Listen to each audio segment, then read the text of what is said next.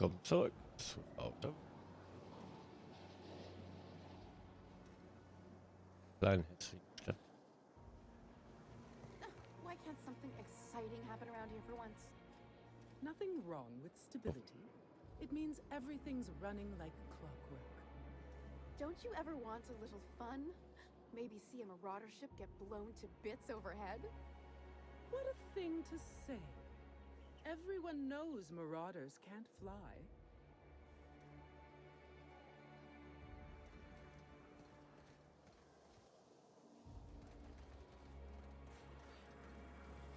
Hey, you. Yeah, you. Want to be famous?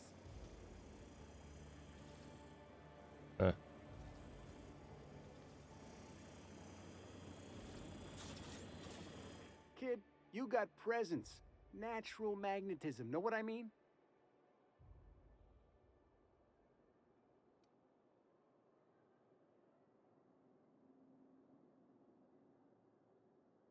Tell you what, you're gonna like it a whole lot more once we start talking bits.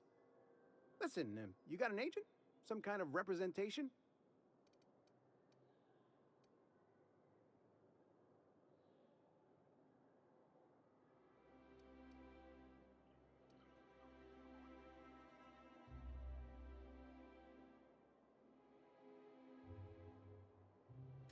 Fresh, natural talent. I know it when I see it. Listen, you got a real special quality, raw energy. I see you in pictures, kid.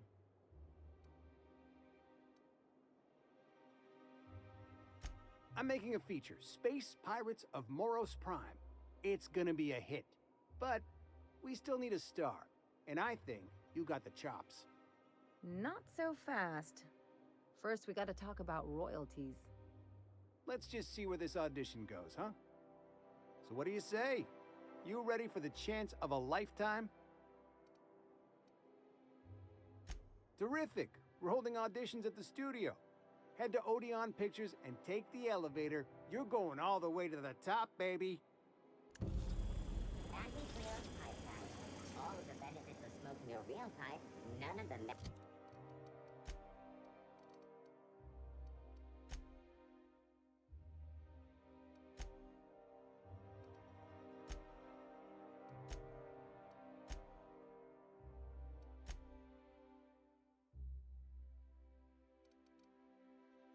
cleanup.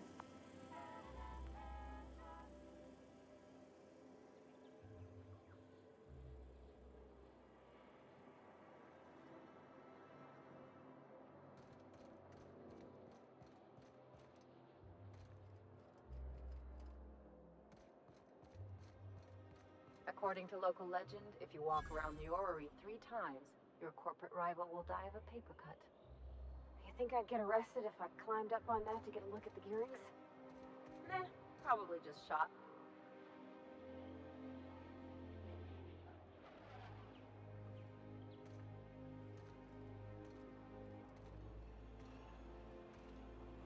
Our UDL security attendant is always prepared. CNP Borston Baked Beans. When you eat the eaten one, Borston Baked Beans is the only one.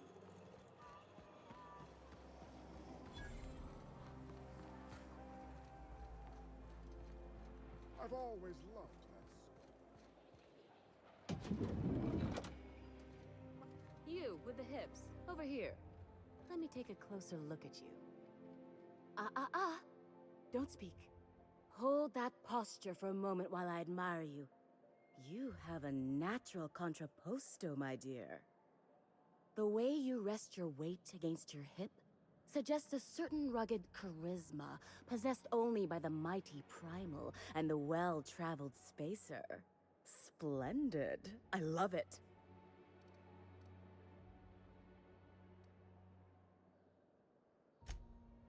Your walk, your posture, the cut of your clothes, you carry yourself with the bearing of a noble, but you dress like a barbarian. How deliciously outre. I'm Celeste Jolicoeur, and you, my dear, are exactly what Byzantium needs.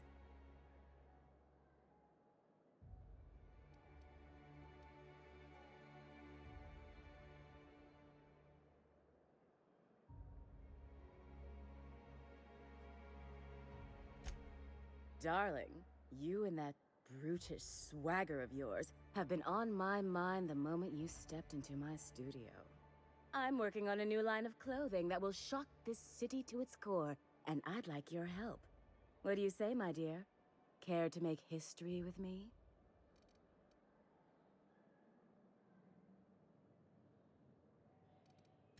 Marvelous! You and I are gonna wake this city up like a cold splash of wine to the face. What I need is a survey of the outside world. What does the common laborer wear? How do the wild-eyed madmen of Monarch dress themselves? I've heard rumors, but I require samples. Also, I expect you to model for me.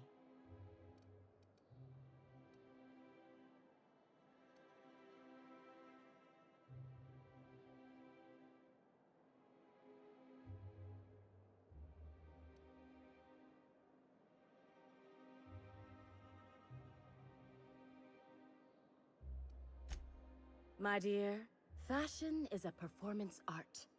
An outfit without a body is like an instrument without a player. I'll need you to model for me the following: the apparel of an iconoclast, the armor of a marauder, and a full ensemble of spacer gear, helmet included. And when I say spacer gear, I mean an outfit worn by real spacers, none of that garbage spacer's choice pedals. You have the bearing and demeanor of a born model. You're going to absolutely murder this job.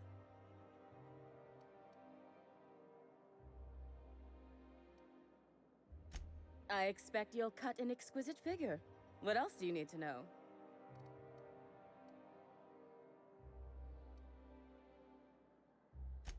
I've heard rumors of these iconoclasts, half-mad zealots rampaging across the surface of Monarch. You'll have to find your own way into Monarch. I can't help you. Even if I could, I prefer not to interfere with your creative process.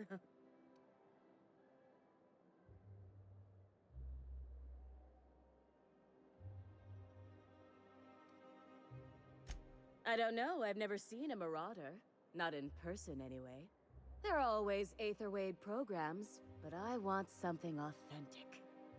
Byzantium is long overdue for a change of wardrobe, my dear.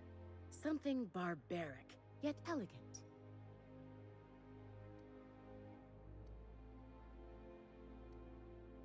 If I were an enterprising spacer in need of a wardrobe, I'd probably head to the Groundbreaker. Fabulous! I can't wait to see what you dredge up.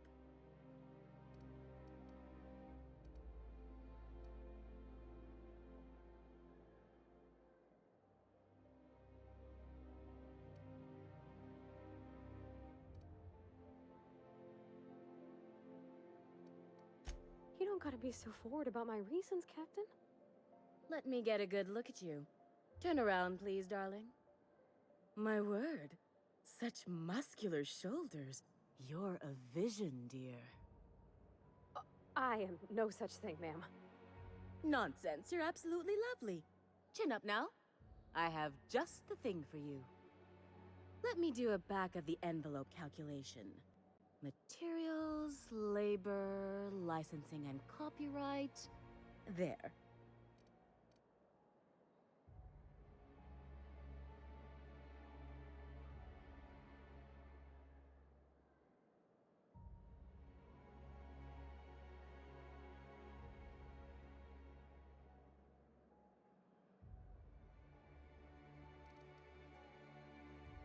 Darling, do I look like an amateur?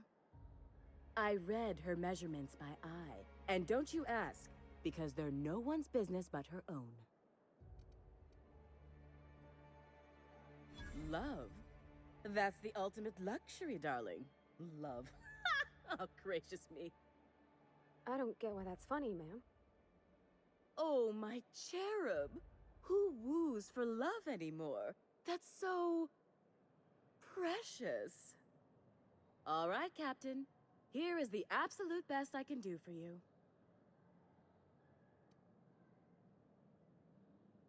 There are some things I simply cannot skimp on, darling.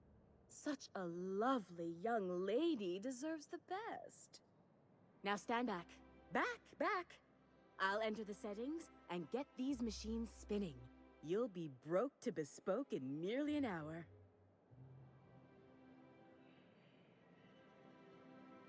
And there we are, my darling girl. I wish you a splendiferous evening.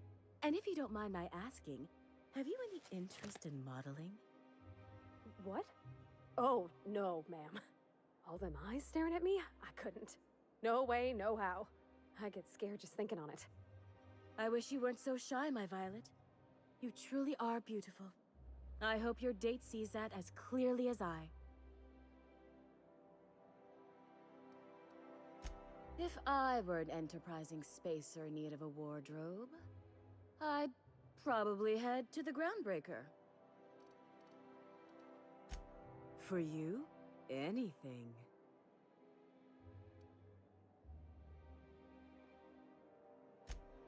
Outside Byzantium? Of course not. There's nothing for me outside Byzantium.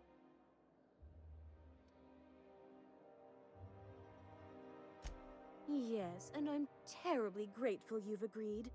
Look, darling, I don't belong outside Byzantium any more than a fish belongs on the land.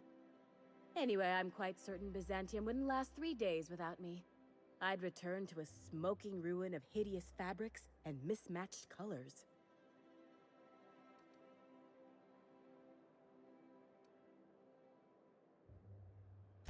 Byzantium has lost its élan vital. Everything about this city is so dreadfully stale. I want to make people uncomfortable the way you do. You're an outsider. You clearly don't belong in Byzantium, and yet you strut about, doing as you please.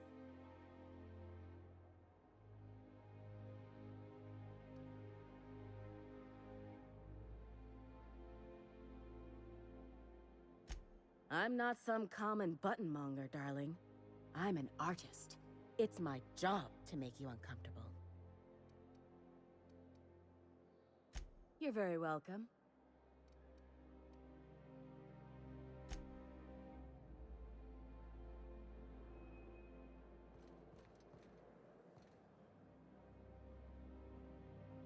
A UDL security attendant is always prepared.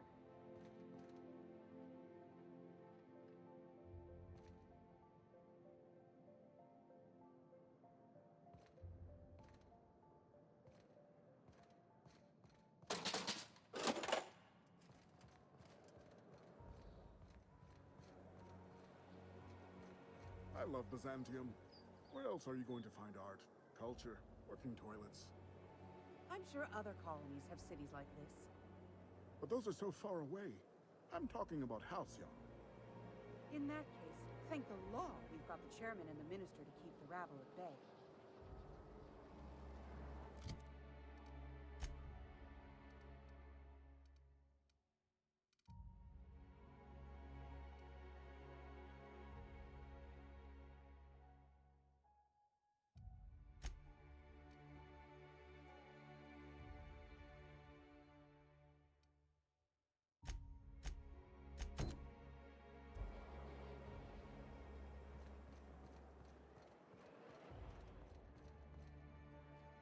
I can't wait to see those outfits. What can I do for you, darling?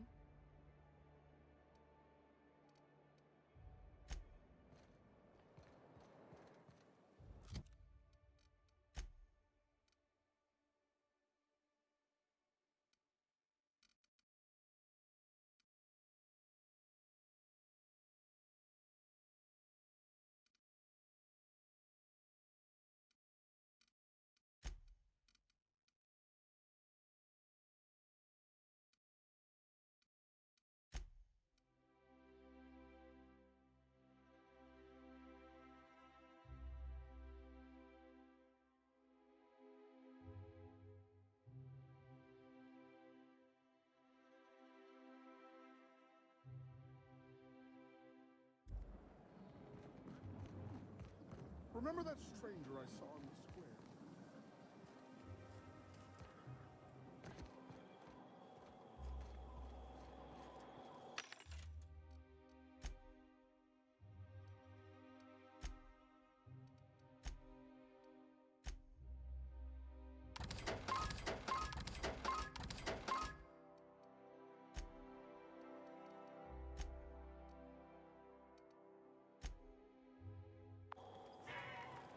First choice part. Oh, can you believe this outfit?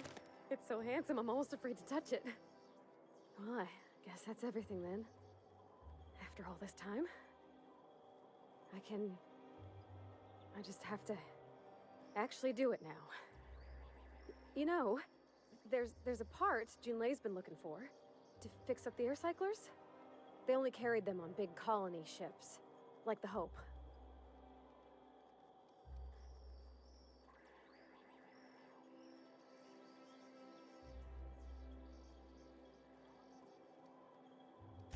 I know. For a while, it felt like everything I did was a little bit of help. And it meant I didn't have to ask her to be mine. Not yet. Not for real. Next time we dock with Groundbreaker, I'm doing it. I'll send June a message and ask her over. Oh, this is real scary, Captain. I'm grateful for all you done.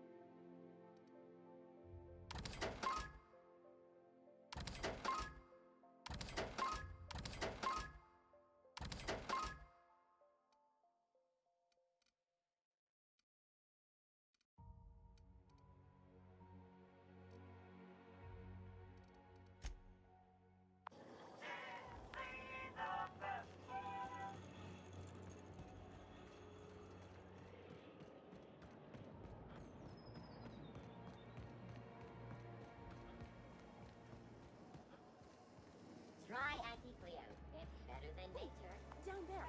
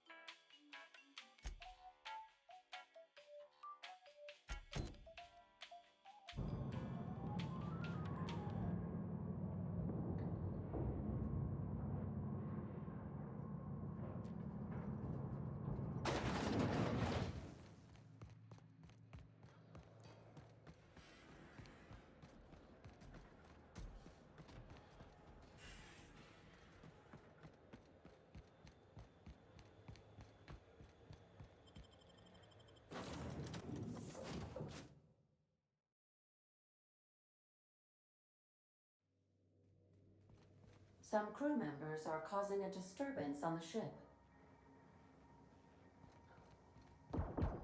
Dead center. I swear, next time we put into Groundbreaker, I'm gonna do it. I'm gonna ask her over. Oh, I'm so nervous. Having trouble focusing on my work.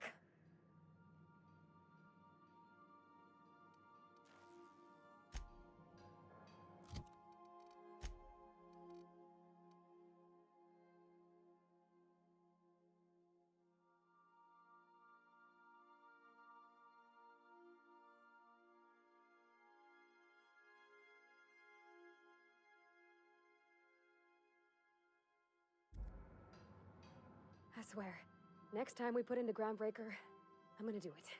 I'm gonna ask her over. Oh, I'm so nervous. Having trouble focusing on my work.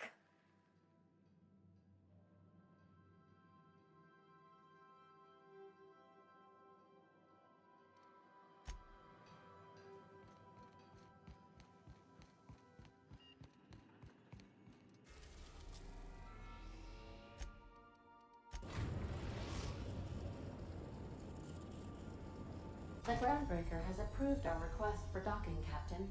You're free to disembark.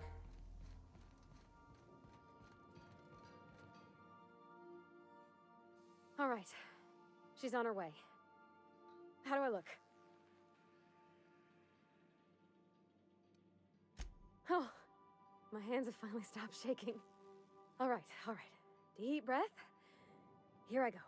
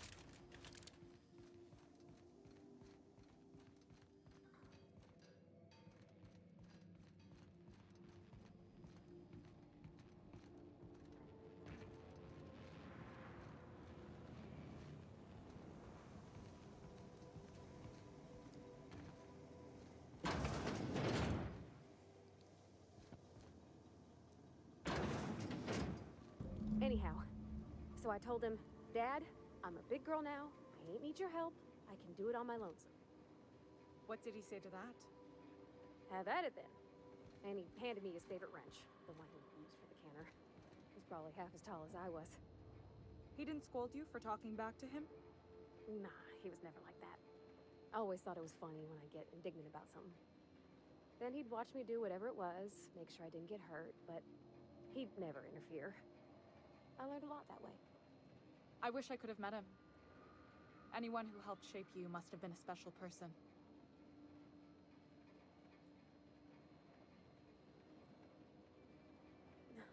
Isn't this swell? My father and I were often at loggerheads. He had notions of how the station should be run, and I had others. He was fond of saying, "You think Groundbreaker pays for itself? Someone's got to cover the bills," when I chafed against his deference to the board.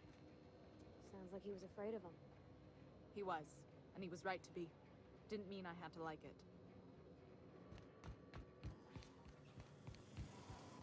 Greetings, customer.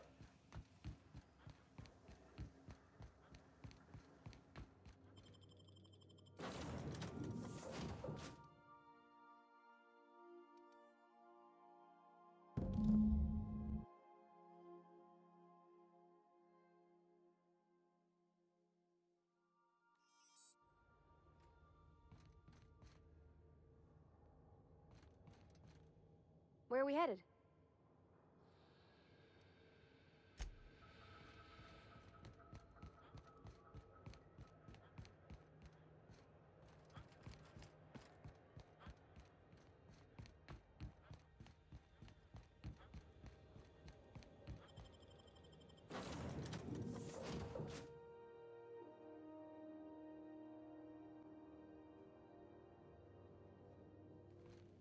Some crewmen.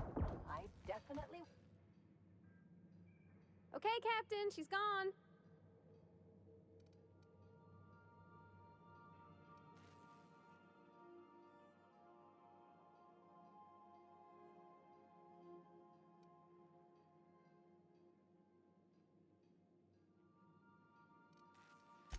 I'm near about vibrating. I'm so excited. So she got here, and, well, she sneezed. She said, "Wow, new soap?" And I was like, "Yeah, rosish." Turns out it tickled her nose. Oops. And then she just sort of touched my arm real gentle-like and called the cut of my outfit elegant. I couldn't hear the rest on account of my heart was beating so hard. Then I led her into the kitchen. I think she about cried when she saw the spread.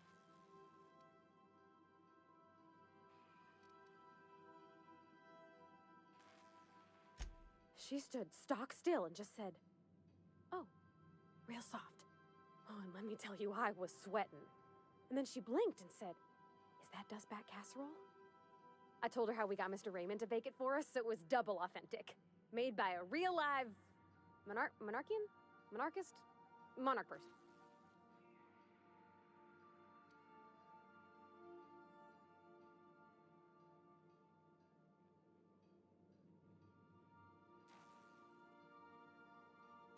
Well, we talked a bunch over dinner about the things we learned just through messages, stuff we repaired, how I taught her to salvage and she taught me to build. When I brung out the sweetheart cakes, June, she got a little teary, said she had a thing she needed to say. But I stopped her because I wanted to say it first. I never felt so bold, Captain. I told her about how she made me feel. Bold like I acted, strong, smarter and kinder than I am on my lonesome. I listed all the things I liked about her. And then she pulled out a paper and read a speech. She talked about the things she admired about me, like my cleverness and my humor, and how it made her want to be more open.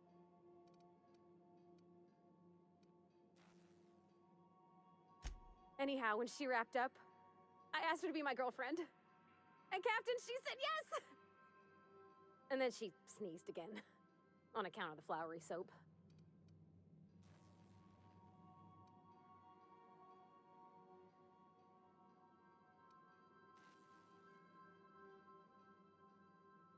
We talked about it some.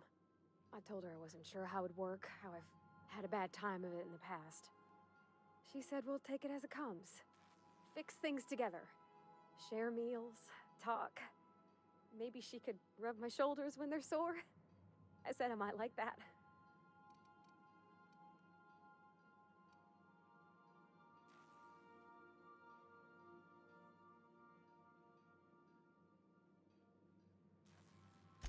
You got an eye for people, Captain. It's all on your account, you know. Imagine if you'd never taken me out of Edgewater.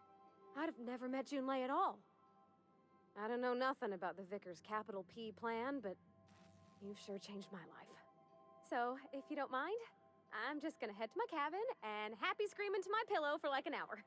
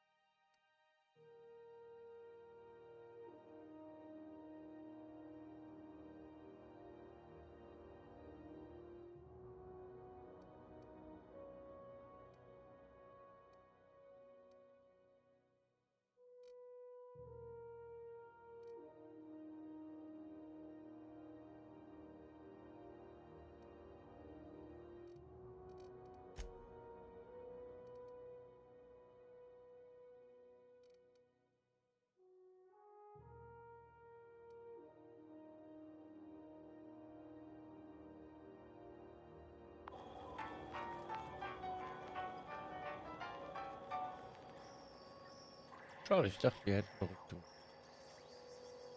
Ah, nein.